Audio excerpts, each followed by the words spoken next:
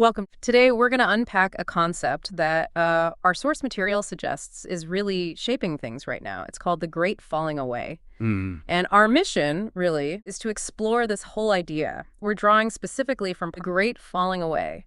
Are we seeing end-time deception? Right. And that particular source, it definitely sets a tone. It's, urgent, encouraging, prophetically minded, very truth-driven from their perspective. Okay. So what we want to do here is pull out the key insights from that specific material, really help you understand how it identifies what it calls a pretty significant trend today. Okay, let's dive in then. It starts with some pretty compelling statistics. From its viewpoint, these really lay out what it calls the reality of apostasy today. Apostasy today. Okay, what kind of stats are we talking about? Well, the data they share is quite stark, actually. It points to recent research showing a really sharp decline in church affiliation, particularly in the West. It notes, for instance, that less than half of American adults now attend, a house of worship regularly. Less than half. Wow. Yeah.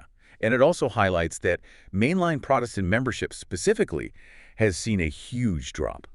It apparently went from something like 55% back in 1973 down to just 29% in 2024. So it's a massive shift over 50 years. It is, and then they broaden out, looking globally. This analysis observes that Christianity seems to be shrinking in influencer numbers in some areas, while Islam is noted as the fastest-growing religion worldwide. So these aren't just like small changes we're seeing. The source sees this as a major reorientation. Exactly. So how does Zion Voice actually interpret this decline? Is it just numbers, or do they see something deeper? Like, is it spiritual or societal factors, maybe? That's really the key point from their perspective. They see these declining numbers as more than just statistics. They view them as profound indicators of spiritual detachment, doctrinal drift, and this deeper trend that the Apostle Paul described as the falling away. Right. So it's framed much more as a spiritual departure, not just, people changing habits for sociological reasons. That phrase, the falling away, it really does stick with you. Can you maybe elaborate a bit on what that actually means in this context? Yeah, absolutely. And this is where the podcast really grounds the concept very firmly in Scripture. It points directly to 2 Thessalonians chapter 2, verses 1-3. That's its core reference. Okay, so it's not just something they're observing now. They're saying this is rooted in, ancient texts. How do they connect that passage to what they're seeing? Well, the key verse they cite is pretty specific. It says, let no one deceive you, for that day will not come unless the falling away comes first and the man of sin is revealed. And the podcast then defines the Greek word used there, apostasia, often translated as falling away, as a profound departure. A departure from what, exactly? Specifically, a departure from truth, from doctrine, and from covenant. It really emphasizes the Apostle Paul's warning here that before that day, which the podcast interprets as the return of Christ, the church itself will experience what it describes as massive spiritual deception. Massive spiritual deception, okay. Yeah. And what's really interesting is how Zion Voice interprets this. It's not just seen as some, historical prophecy for the distant future. They see it as a present-day reality. The present-day reality. How so? In doctrine, in ethics, in spiritual identity. They're arguing it's happening now. Right. So the argument is this isn't just academic or historical. It's presented as something current, something unfolding right now. How does this analysis then connect those scriptural warnings to history and, the signs they see today? It draws a clear line. It details a historical pattern they perceive. Okay. The Zion Voice podcast points out that even early church figures warned against what they called false teachings masquerading as Christianity. So worries about authenticity aren't new. Not at all, according to this source. In fact, it suggests the Great Falling Away actually began centuries ago. It argues that by 1800 it had, quote, already infiltrated faith through heresy and compromise. Heresy and compromise back in 1800? Can you clarify what they mean by those terms? Sure. In this context, heresy generally means beliefs that go against what's considered core Orthodox doctrine.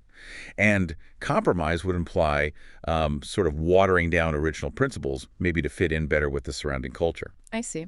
And it also mentions other biblical warnings, from passages in Hebrews 6, 2 Timothy 2, and 2 Peter 1. All these, they say, caution believers against drifting or falling from faith. Okay, so the narrative isn't that this is brand new, but maybe a long-term trend that's accelerating. Is that the idea? That seems to be the thrust of it, yes.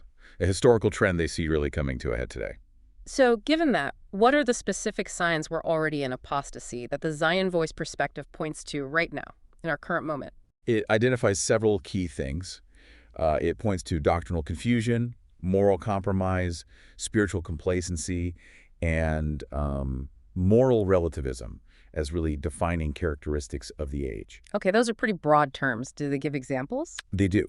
A big observation from their viewpoint is that, quote, countless churches today succumb to worldliness. What worldliness meaning? Meaning like over-adapting to secular values or priorities.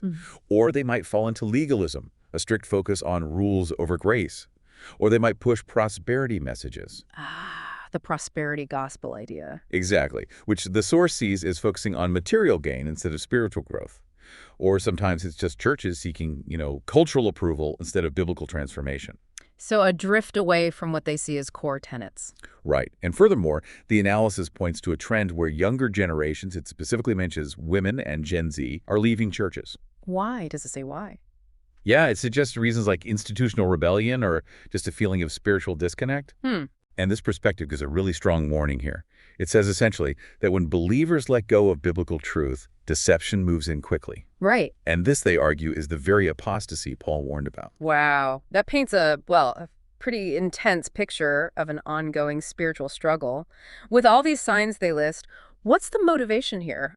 Why should listeners care?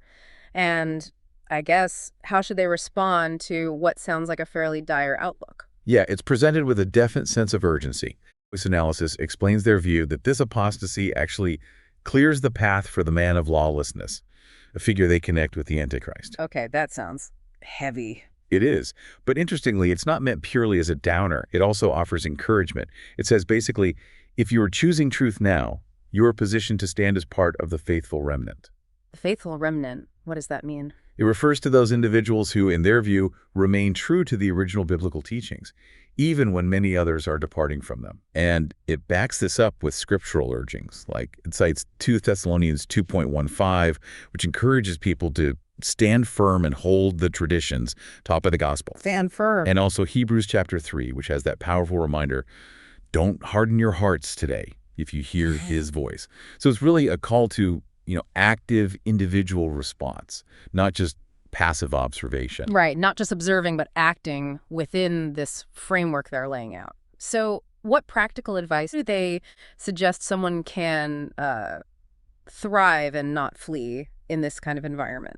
It actually outlines 5 pretty practical steps. Yeah. First is to stay rooted in Scripture. That means like daily meditation, praying Scripture back. It's active engagement, not just reading. Got it. Rooted in Scripture. What's second? Second, discern false doctrine. Basically, test teachings you hear against what the source calls the Word. So continuous critical evaluation. Discernment. Okay, number 3. Third is to walk in holiness and actively resist worldliness. References to Timothy 2, warning that endurance really matters here. It's about, ethical living and maintaining a kind of spiritual separation from negative secular influences. Walk in holiness makes sense. Fourth, fellowship intentionally, meaning surround yourself with others who also hold fast to the truth. It really emphasizes the importance of community built on shared core beliefs. Community is key. And the last one. Finally, number 5 is to risk prophetic obedience, which they explain as exposing deception gently but also boldly. So it suggests a more proactive stance in challenging what's perceived as falsehood. Gently but boldly. Okay. Those are quite specific steps. So just to quickly recap, this deep dive into the Zion Voice material has shown us their take on the great falling away. It's a concept they root in Scripture, see playing out through history, and believe is manifested in, modern stats and cultural shifts today. It's about spiritual detachment, doctrinal drift, very clear guidance from its perspective on how to stand firm amidst all that. Exactly. And if we sort of connect this to the bigger picture, it really underscores the importance on individual discernment and maybe resilience, especially in an age where beliefs seem to be shifting so much. Resilience. And that's kind of relevant regardless of your own personal convictions, wouldn't you say? It highlights this call to critically look at information and choose a path that aligns with your own deeply held principles.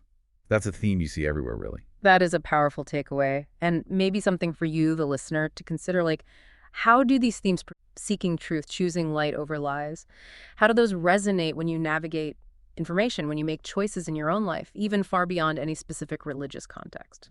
Good question to ponder. Definitely food for thought. Well, thank you for joining us. We really encourage you to continue your own journey of informed discovery.